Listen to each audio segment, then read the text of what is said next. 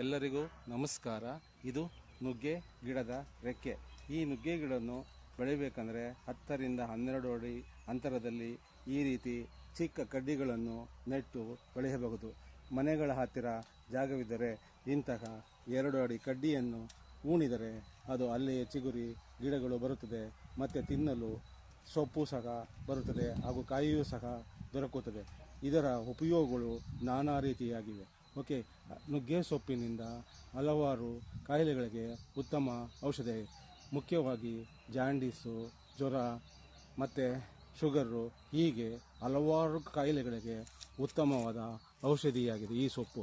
Okay, ಈ ವ್ಯವಸಾಯವನ್ನು ಮಾಡಿ ಹಲವಾರು ರೈತರು ಹಲವಾರು ರೀತಿಯಲ್ಲಿ ಹಣವನ್ನು ಸಂಪಾದನೆ ಮಾಡುತ್ತಾರೆ. ಈ ಸೊಪ್ಪನ್ನು ಕಿತ್ತು ನೆರಳಲ್ಲಿ ಒಣಗಿಸಿ ಪೌಡರ್ ಮಾಡಿ ಮಾಲಗಳಲ್ಲಿ 200 ಗ್ರಾಮ್ಗೆ 100 ರೂಪಾಯಿಯಂತೆ ಮಾರಾಟ ಮಾಡುತ್ತಾರೆ. ಹೀಗೆ ನುಗ್ಗೆ ಕೃಷಿಯು ರೈತರಿಗೆ ಒಂದು ಲಾಭದಾಯಕವಾದ ಬೆಳೆಯಾಗಿದೆ. ಯಾರು ಬೇಕಾದರೂ ಇದನ್ನು ಎಲ್ಲಿ ಬೇಕಾದರೂ ಬೆಳೆಯಬಹುದು. ಇದಕ್ಕೆ ಅತಿ ಕಡಿಮೆ ಖರ್ಚಿನಲ್ಲಿ ಈ ವ್ಯವಸಾಯವನ್ನು ಮಾಡಬಹುದು.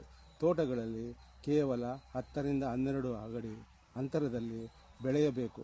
1 ವರ್ಷದ ನಂತರ 3 ಅಡಿ ಎತ್ತರಕ್ಕೆ ಕಡ್ಡಿಯನ್ನು ಕಟ್ ಮಾಡಿದರೆ ಮತ್ತೆ ಪಕ್ಕದಲ್ಲಿ ಒಡೆದು ಹೀಗೆ ಸೊಪ್ಪು ಬರುತ್ತಲೇ ಇರುತ್ತದೆ. ಓಕೆ, ಈ ಮಾಹಿತಿ ನಿಮಗೆ ಇಷ್ಟವಾದಲ್ಲಿ ಒಂದು ಲೈಕ್ ಕೊಟ್ಟು ಶೇರ್ ಮಾಡಿ.